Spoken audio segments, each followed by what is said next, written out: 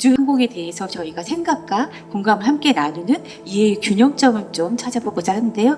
우주 토크 콘서트 라브런치 프로젝트에 오신 여러분을 큰 박수로 함께 환영해 보겠습니다. 첫 번째 제 옆에 앉으셨으니까 우주 수송을 전담하고 계시면서 우주항공에 대한 전반적인 스토리를 저희한테 이야기를 나눠주신대요. 임성균 사무관님께 마이크를 전하겠습니다. 안녕하십니까. 우주수송부문 한국형 발사체 프로그램 임성균 사무관입니다. 먼저 우주수송 임무설계 프로그램은 우주수송 시스템 설계 이런 것들 개발하고 우주발사체 발사 지원시설, 나로우주센터도 저희 쪽에서 지금 관리를 하고 있고요. 제가 속해 있는 한국형 발사체 프로그램은 잘 아시다시피 나로우주센터에서 발사를 했던 누리호, 제가 이제 누리호를 담당하고 있는데 그 누리호하고 궤도수송 발사체를 담당을 하고 있고, 지금 요즘 핫한 트렌드죠. 재사용 발사체. 일론 머스크의 스페이스X에서 하고 있는 재사용 발사체를 하고 있는 재사용 프로그램이 또 있습니다. 대한민국 발사체 역사는 지금 그림에서 보시는 것처럼 그 시험 로켓에서 시작을 해서 여러분들이 알고 계신 나로, 그다음 누리호 시험 발사체, 그다음에 가장 최근까지 3차 발사까지 성공한 누리호가 있습니다. 전 세계 발사체들을 보시면 미국을 필두로 러시아, 그다음에 중국, 일본, 인도 상당히 많은 나라들이 가지고 있는데 저희가 세계 7번째로 이런 발사체를 가지고 있다고 보시면 되고요. 간단하게 크기 비교를 해보면 우리나라가 가지고 있는 누리호 같은 경우 47m 정도고요. 소유주랑 비슷하다고 보시면 되고, 그다음 스타쉽이 120m 정도입니다. 자유의 여신상이 93m라는 거를 생각을 해보시면 어느 정도 크기인지 대충 아실 수 있을 거예요. 그러니까 저희가 우주수송이라고 얘기했지만 우주수송 말 그대로 버스 운전기사라고 보시면 되고요. 여기에 탑승하는 게 위성이냐 아니면 탐사선이냐에 따라서 저희 발사체 크기라든지 이런 게 바뀐다고 보시면 될 것 같고요. 그 다음에 김희정 주무관님은 등장하신 달 착륙선에 대한 이야기를 좀 나눠주실 것 같은데요. 저는 우주항공청의 달 착륙선 프로그램에서 근무하고 있는 김이정 주무관이라고 합니다. 사실 달 탐사를 왜 하는가에 대해서 많은 분들이 궁금해하실 거라고 생각이 되는데, 우선 달 탐사가 중요한 이유는 지구나 태양계의 기원에 대한 이해를 돕는 데 어떤 과학적 가치도 있을 뿐더러 또 우주 자원 개발 그리고 신우주 탐사를 위한 어떤 전초기지로서의 역할도 수행을 하고 있습니다. 전 세계에서는 이 달 탐사에 다시 초점을 맞춰서 연구를 수행을 하고 있고, 저희 나라 또한 이 달 탐사를 수행을 하기 위해서 이제 미래 우주 탐사에 진입을 하고 또 경쟁력 있는 우주 탐사 기술을 개발을 하기 위해서 우주청 권력 기관 직원들이 정말 많은 최선을 다하고 있습니다. 세 번째로 우주의 눈이라고 하죠. 인공위성에 대한 이야기를 해주실 분입니다. 변희권 주무관님이 맡고 계신 미션 뭘까요? 안녕하세요. 저는 우주항공청의 변유경 주무관입니다. 이제 위성은 발사 과정에서부터 큰 진동과 힘이 가해지고 또 우주 환경에 나아가게 되면은 지금 저희가 있는 이 환경과는 다르게 아주 극한 환경을 가지게 됩니다. 또 태양의 용호에 따라서 영하 180도에서 영상 120도까지 온도가 변화하기도 하고요. 또 우주 방사선에 그대로 노출이 되기 때문에 위성에 들어가는 전자 부품이나 반도체 소자들이 많이 영향을 받게 됩니다. 그래서 저희는 그런 위성에 들어가는 전자 부품이나 반도체들을 검증을 하고 이제 전반적인 위성 개발에 문제가 없이 잘 개발이 수행되어질 수 있도록 노력을 하고 있습니다. 지금 현재 제가 주로 하고 있는 연구는 이제 위성이 우주 환경에 올라갔을 때 이 방사선에 얼마나 잘 버티는지를 확인하는 연구를 수행을 하고 있습니다. 네, 마지막입니다. 임무보증에 대한 항공혁신 쪽의 이야기를 또 해주실 것 같아요. 홍봉기 주무관님을 소개합니다.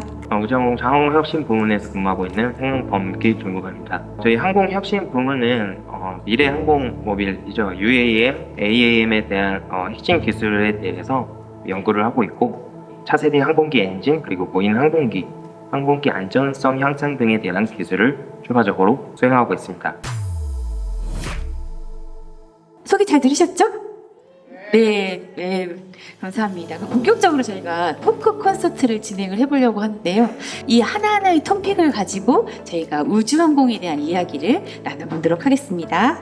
인류는 오랜 세월 동안 생존과 번영을 많이 해왔죠. 대륙도 건너고 바다도 횡단하고 땅도 개척하고 20세기는 달 착륙이라는 거대한 도전을 함께하고 있습니다.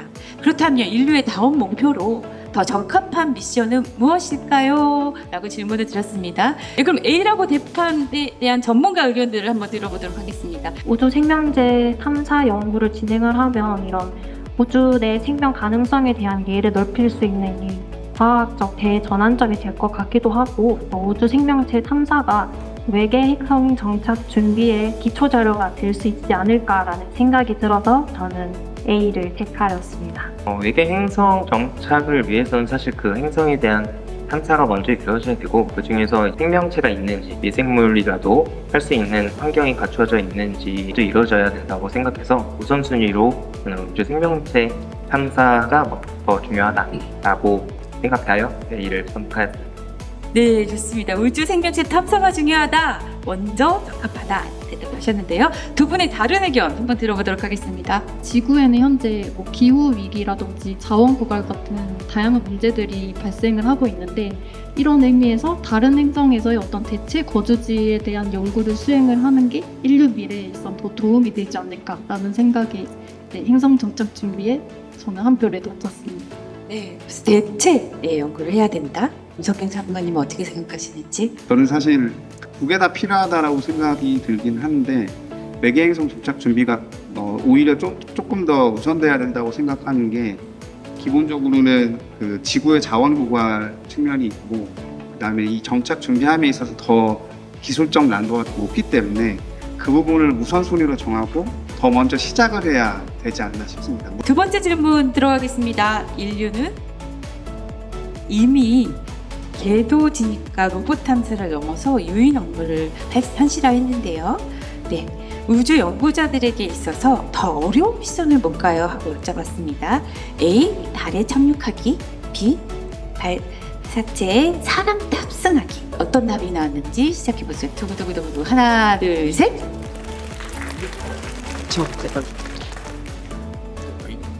와, 달에 착륙시키기 35%, 발사체 사람 탑승하기 65%입니다. 네, 탑승하기가 많았기 때문에 탑승하기의 의견부터 들어보도록 하겠습니다. 네, 저는 발사체에 사람 탑승하기를 선택한 이유는, 사람을 태운 발사체는 이제 기술의 성공을 넘어서 저희 인간의 생명과 직결되는 안정성을 확보를 해야 됩니다.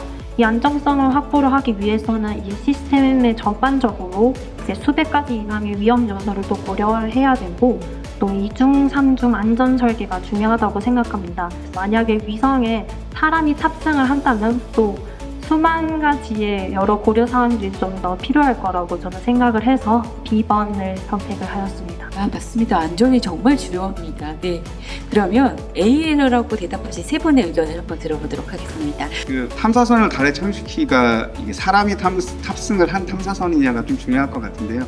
저는 기본적으로는 달에 착륙시키기가 어렵다고 한 이유를 유인 탐사선이라고 판단을 했기 때문에 착륙시키기가 어려울 거라고 생각을 했고요.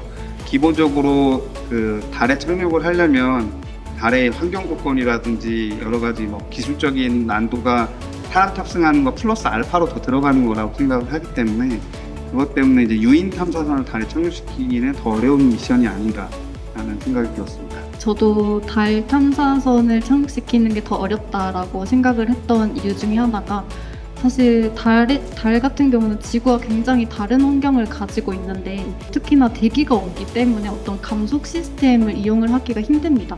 낙하산과 같은 그런 것들 없이 어떤 추진 시스템만을 이용해서 달에서 이동을 하고 또 착륙을 해야 되는데, 그런 과정에서 또 안전한 제어에 있어서도 굉장히 어렵고, 그리고 통신 문제도 있습니다. 사실 지구와 달 간의 거리가 굉장히 있기 때문에 통신 지연이 발생을 할 수밖에 없거든요.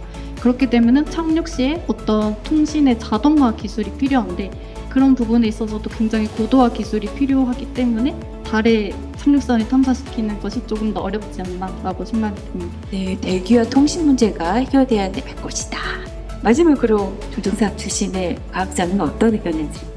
네, 저는 제 경험에 비추어 봤을 때 항공기 조정할 때 가장 중요하고 어려운 부분이 착륙할 때이거든요. 그래서 A를 골랐고, 사실 앞서 말씀해 주신 부분들과 또 같은 의견인데요. 다른 지구랑 좀 환경이 다른 부분 중에 제일 큰 게 이제 중력입니다. 중력이 6분의 1 수준으로 힘을 많이 못 받는 상황에서 랜딩을 해야 되는 상황이기 때문에 착륙이 가장 어려울 것으로 좀 생각이 들어서 A를 골랐습니다. 그래서 퀴즈는 여기서 마무리하고 여러분들 현장 질문을 좀 받아보도록 하겠습니다. 손 번쩍 들고 어느 분께 나는 질문이 있다, 이 얘기는 꼭 하고 가야겠다. 네, 맨 뒤에 첫 번째로 손 드셨습니다. 임성균 선생님께 질문 드리고 있습니다. 지금까지 이제 우주항공 분야에서 우리가 지금 당장 실현 가능한 기술 중에서 윤리적이거나 사회적 혹은 정치적인 문제로 실현되지 못하고 있는 기술이 있나요? 기본적으로 고체 로켓 같은 경우는 뭐 무기화될 수 있는 부분들이 있어서 그것들에 대한 뭐 고도 제한이라든지 수적 제한이라든지 뭐 여러 가지 무기화에 대한 문제는 있을 수 있을 것 같은데 액체 로켓에 대해서는 제가 아는 바로는 접해본 적은 없고요. 이게 국제 규범이라든지 이런 것들이 정확하게 정립이 되지 않는 현 시점에서 지금 세계 각국이 우주의 영역에 있어서 개발을 하는 발사체를 니네는 가지 마라 아니면 뭐 국제 협약으로 막고 이런 상황은 지금 아니기 때문에 그래서 이제 국제 공동 협약도 하고 있는 게 뭐 아르테미스 달 탐사 프로그램 같은 경우도 다 같이 가는 모습을 보일 수도 있는 거고 독자 개발에서 독자 역량을 발휘할 수도 있는 거고 근데 거기에 있어서의 어떤 국제법적인 문제라든지 이런 것들이 있는지까지는 정확하게 접해보진 않아서 모르겠습니다. 가천에서 한 우주항공 과학자가 이런 말씀하셨어요. 처음에 우주는 나에게 굉장한 그냥 꿈이었다. 가고 싶고 하고 싶은. 근데 어느 순간 내 인생이 되었다라는 말씀하셨습니다. 오늘의 이런 전문가들과 여러분이 소통한 이 계기가 여러분의 인생을 바꾸거나 아니면 우주항공에 대한 관심을 조금 더 자극할 수 있으면 이분들이 이렇게 귀한 시간 내셔서 함께했던 이 날이 굉장히 보람될 것 같습니다. 너무너무 함께해 주시고 큰 호응해 주셔서 감사드립니다.